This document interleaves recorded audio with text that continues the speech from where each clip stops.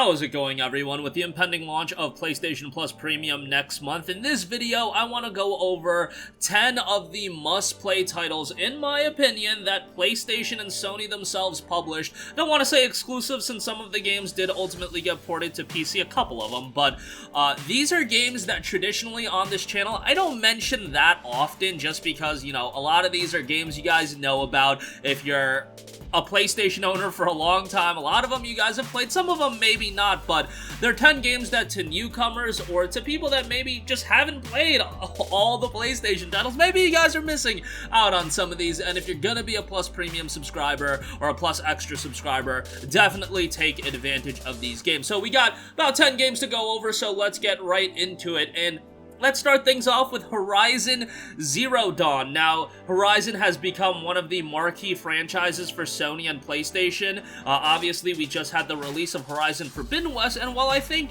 in a lot of areas Horizon Forbidden West is definitely the stronger game than Zero Dawn, Zero Dawn is still very much a worthwhile game to play.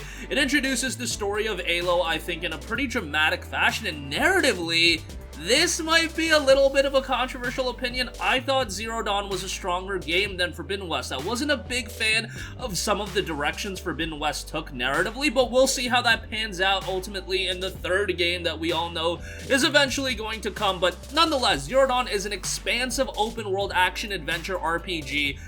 The story is great, and yes, while visually I wouldn't say, you know, it's quite a bit far from Forbidden West, it still looks really good. By the way, on PlayStation 5, they gave us that 60 FPS patch, so that was much needed and definitely a game that should be at the top of your priority list. You'll also be able to play the Frozen Wilds, which was a nice expansion as well. So definitely one of the must-plays. Alright, next up, obviously, with the upcoming release of God of War Ragnarok. If you haven't played God of War 2018, you gotta play God of War 2018. This game was phenomenal. It was one of the best games I think I've honestly ever played, and from every aspect, it is an incredibly strong game. Story-wise, it was a nice evolution of Kratos, his maturity, however, still retaining some of the elements that made Kratos. However, his development throughout the game was also excellent. It's not just Atreus making all the development in this game. Yes, Atreus is the kid, but Kratos as well as a character shows a lot of development throughout the game, and I thought narratively the game was incredibly strong. Gameplay-wise, it was a nice shift from the existing God of War games. It needed that shift, and they did it, and they did it really well. And it's a relatively, like, for God of War, back in the day, we didn't see God of War as these lengthy games, but God of War 2018 has quite a bit of content, and again, another game on PS5 that plays really well. It's just a slam dunk. You gotta play it. It's a fantastic game, and one I'd highly, highly recommend. Alright, next up, let's get the Souls games in here. We got Demon Souls on PlayStation 5, we got Bloodborne on PlayStation 4. Where's that Bloodborne 60 FPS patch? Come on now. But Demon Souls, also a very good one. Of course, a PlayStation 5 launch title, a game that from 2009, while everybody that played Demon Souls back in 2009 has very nostalgic memories towards it, if you go back and play it, it shows its age quite a bit. This remake was done very, very well by Bluepoint Games. Visually looks fantastic, one of the standout games on the PlayStation 5, and of course you can play it in the performance mode if you so desire. Great title and the best PlayStation 5 launch game. And then Bloodborne, I often say it, but it is my favorite Souls game. I love this setting. I think that's really what grabbed me and hooked me into Bloodborne. Gameplay-wise, obviously, it's very good. Ultimately, it is a bummer that the performance is still, you know, lagging behind, but hopefully that is remedied here in the near future. Next up, we got WIPEOUT, the Omega Collection. This is a collection of arcade racers that I often recommend whenever they go on sale, but now if you're a Plus Premium subscriber or a Plus Extra subscriber, that'll be in your catalog to play. These games are so great. It has a good VR component as well, from the soundtrack standpoint to just the fun factor. Got a good bit of content in there, and, you know, there's not a lot of fantastic arcade racers on PlayStation, but WIPEOUT is definitely one that stands out, and there's a reason why a ton of people that are fans of this game want another one, but I just don't know if Sony's gonna go back to the WIPEOUT well. We'll see. Maybe at some point, if there's enough demand, they'll bring it back, but definitely a great collection here. Has the content from Wipeout HD, Wipeout HD Fury, and Wipeout 2048. I remember way back when Wipeout HD was a PlayStation Plus game on the PlayStation 3. I believe that was like the first month of PlayStation Plus ever, so there's a little bit of trivia for you. Wipeout HD Fury was an expansion to Wipeout HD, and Wipeout 2048 was actually the PlayStation Vita title, and that game was really great as well. But it combines all the content, and it's great, and the fact that it's going to be in this collection is great as well. Next up, one of the bigger additions to this library, Ghost of Tsushima Director's Cut. Obviously, Ghost of Tsushima, in my opinion, is one of the top PlayStation exclusives. However, if you look at it from like a Metacritic standpoint, it's actually not at the level of as some of the other top exclusives. It's in the mid-80s range, so it actually falls quite a bit short of your, you know, God of Wars of the world and whatnot. But Ghost of Tsushima is an awesome game, in my opinion. I loved Jin as a main character just because I know some people, and I heard this quite a bit when the game came out, oh, Jin is so bland. Oh, Jin is such a boring main character. Guys, that's the idea. The whole story of the game is him becoming the Ghost of Tsushima. That was just jarring to me that was an opinion that people were having. Nonetheless, let's not get into that. Jin's an awesome main character, in my opinion. Open world is great, a ton of content, a very immersive game, and a lot of different ways you can tackle the gameplay as well, and especially as more and more content and weapons become available to you, that does expand the gameplay quite a bit. The gameplay might come across a little bit simplistic at first, but then it expands quite a bit, and there's a ton of content to this game, especially if you're trying to platinum it, and then you have the Iki Island expansion. Just a fantastic game, and the fact it's in the collection, a great addition as well, especially because this director's cut, even when it goes on still goes for a hefty price point, so that's a nice addition there. Next up, I want to give a shout out to the Uncharted, the Nathan Drake collection. Uncharted 4 is available as well. Ideally, you would like to play the Legacy collection that's upgraded, but hey, if you want to play Uncharted 4 just straight through the collection as well, that's an option. Uncharted is one of those franchises that I'm incredibly nostalgic with. I played these games as they came out, going back to 2007 with Uncharted Drake's Fortune. Unfortunately, Drake's Fortune is the one game that does show its age quite a bit. Still a pretty solid game. My issue with Drake's Fortune is towards the latter portion of the game. It really felt like, let's throw as many enemies as we can on the screen towards the player. Minor complaints, still a pretty good game. Uncharted 2, in my opinion, is still a tremendous game. Yes, it's an old game in its own right. It came out in 2009, but I think that game has such incredible pacing. I think the gameplay is great. I think the puzzles are good, and I hate puzzles in video games, but I thought the puzzles were well designed. Platforming sections were great, and the visuals are still pretty decent. I mean, in 2009 they were blowaway, but in 2022 they're still pretty decent. So yeah, definitely, if you never played the Uncharted games, the Nathan Drake collection is gonna be a good playthrough. And of course, Uncharted 3 as well was very good. It's just the stark shift from Uncharted 1 to Uncharted 2 was so huge. Like, it was such a big leap that Uncharted 2 to Uncharted 3, it was about equal quality. Like, you're not gonna get that much better on the PlayStation 3 than Uncharted 2. And Uncharted 3 was still a very, very good game, and I would recommend you to play it.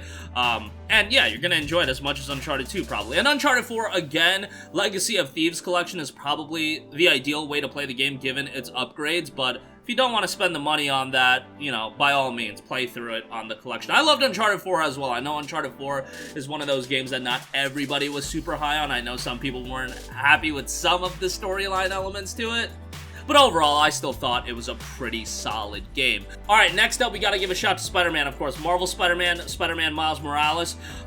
Marvel Spider-Man, unfortunately, I don't think they're gonna give you the definitive edition that came with Miles Morales Ultimate Edition, so that's a pretty big bummer. Honestly, a little bit disappointed by that because it looks great on the PlayStation 5, it plays great on the PlayStation 5, so hopefully I'm wrong about that, and hopefully they will give you that version of the game. But nonetheless, Marvel Spider-Man was fantastic. Of course, Marvel Spider-Man 2 is gonna come out next year, but that game was great. Web slinging was, like, so enjoyable. Story was pretty good. You know, I'm not a big Marvel guy, so I can't, like, dissect all the Marvel elements and everything like that, but, you know, as not a big Marvel guy, I really enjoyed the game, so that should tell you something, and I was very, very much captivated by the story and very much interested where they go into the sequel. Miles Morales standalone expansion, shorter game, but still very much worthwhile to go through, so definitely give that a look. Alright, next up, I do want to give a shout out to Returnal. Now, I know a couple people that they played Returnal at launch, and they were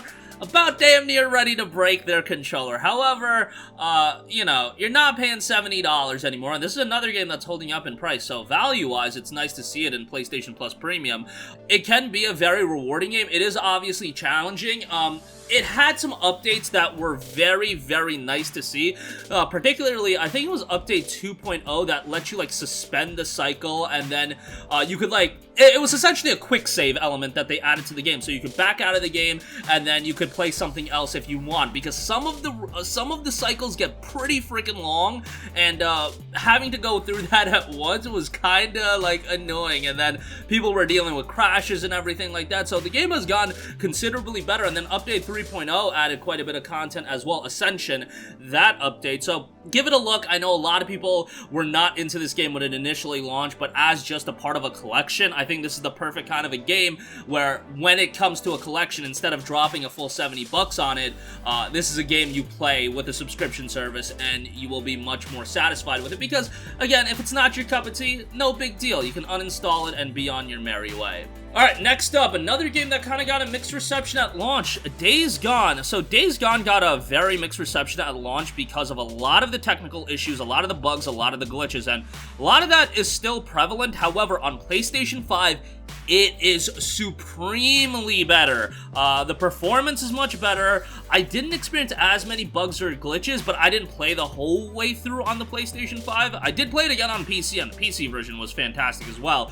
But in my experience, the PlayStation 5 was very good for the hours that I did play it.